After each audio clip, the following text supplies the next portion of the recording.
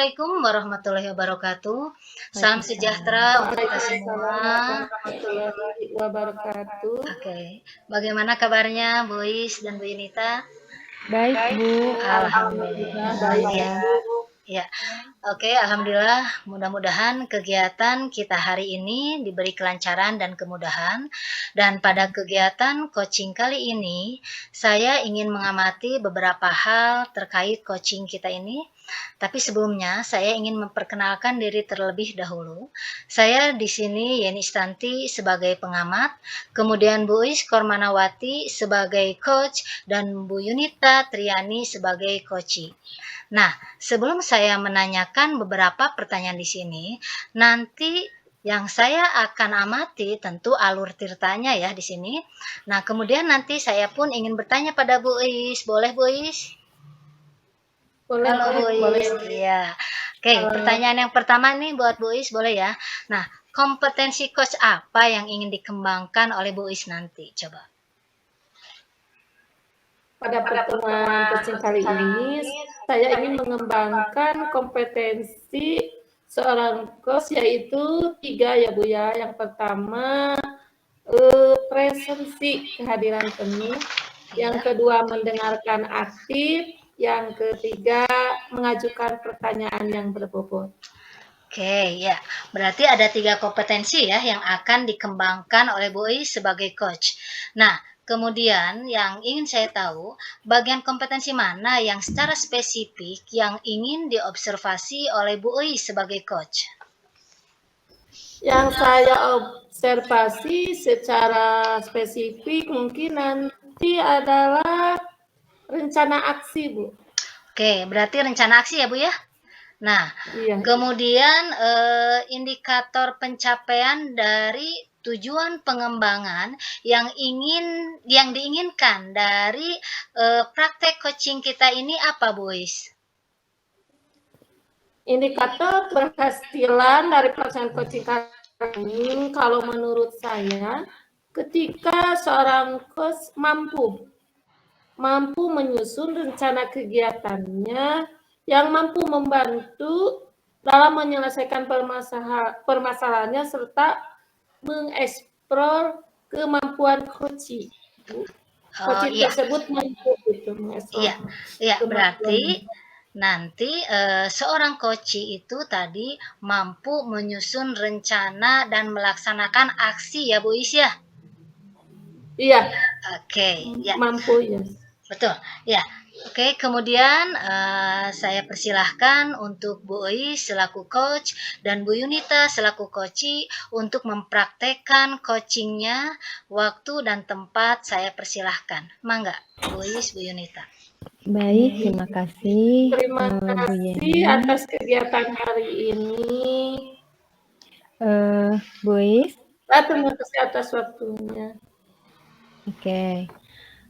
Bu Is, Ya, Bu. halo. Iya. Boleh tidak saya meminta waktunya, Bu? Saya mau bercerita tentang apa yang saya rasakan di kelas ini, di kelas saya gitu, Bu. Baik, Yunita. Apa yang mau Ibu ceritakan? Begini Bu Is, akhir-akhir ini saya merasa murid-murid saya ini kurang antusias dalam belajar.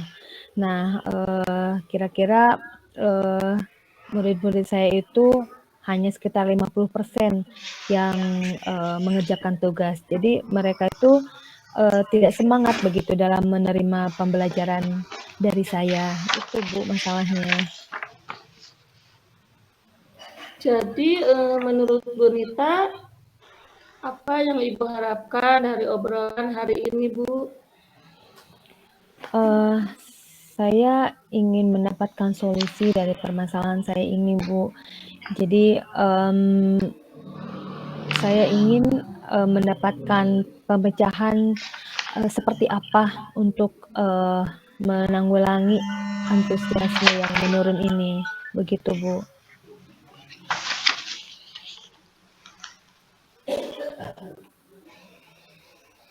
Menurut Bu Nita, hal apa saja yang membuat murid-murid Ibu kurang antusias?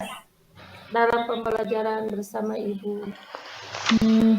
Kalau saya ingat-ingat ya Bu, pembelajaran yang saya lakukan itu mungkin membosankan mereka dan yang saya rasakan nih, yang pertama pembelajarannya sedikit membosankan. Hal ini karena apa yang saya sampaikan itu cenderung sayalah yang mendominasi begitu Bu, sehingga tampak monoton. Kemudian saya tidak memberikan kesempatan yang lebih banyak kepada mereka, kepada murid-murid saya untuk bereksplorasi dalam belajar. Mungkin itu Bu. Oh begitu Bu. Kira-kira apa saja yang dapat membuat murid Ibu antusias dalam pembelajaran Ibu? Ya, menurut saya mungkin mereka membutuhkan suasana pembelajaran yang asik gitu, yang tidak monoton dan tentunya tidak membosankan bagi mereka. Wah, saya sependapat dengan Ibu. Lalu menurut pendapat Ibu, apa saja yang membuat murid-murid asyik tidak bosan pada pembelajaran Ibu? Mungkin pembelajaran yang saya lakukan harus berpusat pada murid mungkin ya Bu. Atau juga saya memberikan kesempatan lebih banyak kepada mereka untuk lebih aktif dalam pembelajaran. Dan mungkin sesekali di tengah-tengah pembelajaran saya melakukan ice breaking gitu untuk atau game gitu untuk membuat pembelajaran lebih menarik dan tidak boring mereka gitu Bu. Iya. Lalu Bu, mengenai tugas yang diberikan kepada murid-murid itu apa penyebabnya Bu sehingga kurang antusias dalam pengumpulan tugas? Kemungkinan tugas yang saya berikan itu mungkin Ibu ya terlalu banyak pertanyaan, tapi tidak diiringi dengan penyediaan sumber belajar yang bervariasi. Mungkin itu Bu. Oh iya Bu. Kalau boleh tahu Bu, Ibu menggunakan sumber belajar apa saja di kelas Bu? Biasanya saya menggunakan sumber pembelajaran yang di perpustakaan, buku teks gitu Bu. Oh iya. Adakah sumber belajar selain teks bacaan Bu? Saya pikir banyak Bu, seperti video-video di YouTube, kemudian artikel di blog-blog atau tulisan ilmiah dari internet gitu Bu. Kemudian kita bisa mengaplikasikan apa yang sedang tren sekarang Bu, seperti TikTok gitu atau Reels di IG. Nah mungkin itu. Iya, nah betul sekali Ibu. Saya yakin sekali Ibu bisa menggunakan berbagai macam sumber belajar. Pasti akan membuat murid-murid Ibu antusias ya dalam pembelajaran. Kemudian saya boleh bertanya lagi Bu? Silakan Bu Is. Jadi sekarang apa rencana Ibu Nita untuk menyelesaikan masalah ini?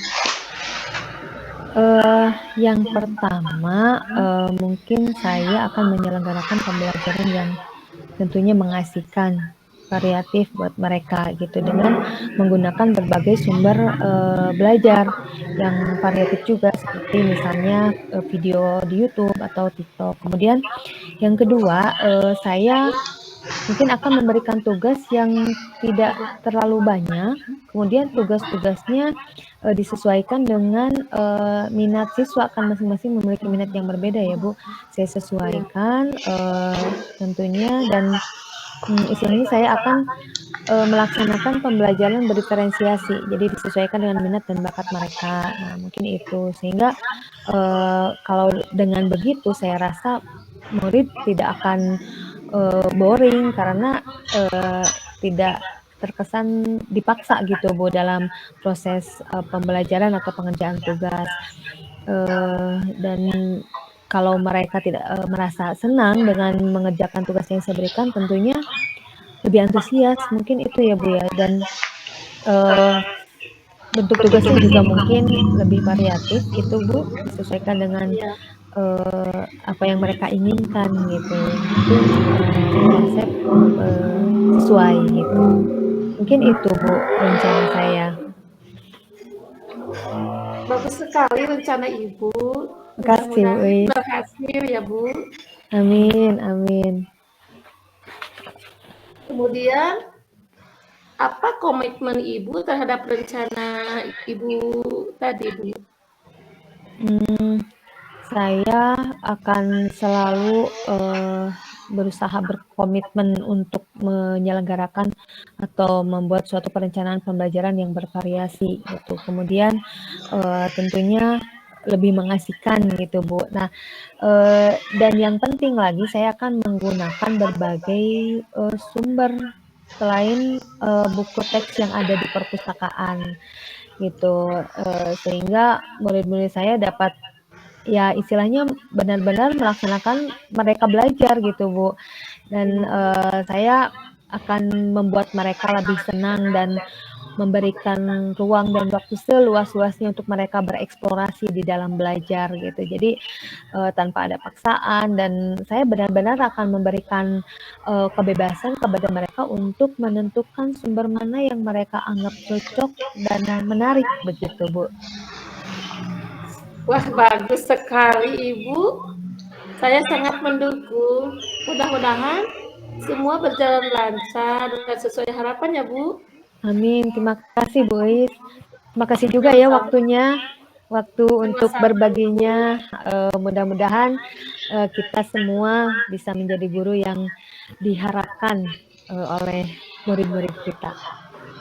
Amin Bu. Semoga ya kita menjadi guru yang dirindukan oleh murid-murid. Iya, amin, amin. Makasih Bu Is. Sama-sama Ibu. Terima kasih atas kegiatan hari ini, dan saya serahkan pada Bu Yeni selaku pengamat. Oke, iya, terima kasih. Luar biasa praktik coaching yang dilakukan Bu Is selaku coach dan Bu Inita selaku coach. Bagus ya. Nah, di sini saya akan mengamati alur ceritanya ya, mulai dari tujuan, kemudian identifikasi masalah, rencana aksi, dan tanggung jawab. Nah, dari praktek tersebut tadi, saya akan mencoba nih memberikan komentar ya masing-masing langkah dalam alur ceritanya. Yang pertama, kita lihat tujuan nih. Di mana di tujuan itu sini coach menyampaikan tujuan coaching ya. Nah, menurut komentar saya di sini bahwa tujuan yang disampaikan oleh coach itu sudah sangat jelas ya, yaitu ingin mencari solusi atas permasalahan yang dihadapi tentang penurunan antusiasme murid dalam pembelajaran ya. Kemudian kita lihat alur yang kedua yaitu identifikasi masalah. Di mana di dalam identifikasi masalah di sini si coach itu memberikan pertanyaan-pertanyaan dan umpan balik yang mengarah pada identifikasi potensi coach ya. Nah, saya lihat di sini coach sudah memberikan pertanyaan yang dapat membuat si coachnya itu menyadari bahwa pembelajaran yang dilakukan itu harus mengasihkan, kemudian memiliki banyak sumber belajar, dan tugas pun harus sesuai ya dengan apa yang diajarkan.